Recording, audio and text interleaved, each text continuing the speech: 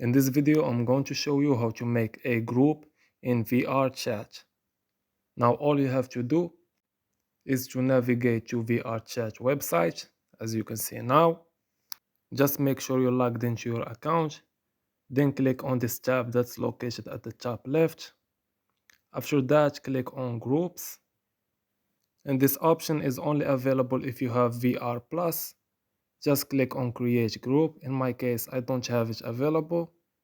And when you click on it, the next steps you can do are easy.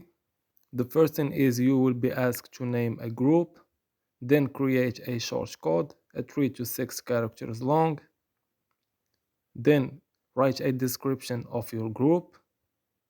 After that, just pick how many people can join your group, and then next you will pick if you want your group to be public or private.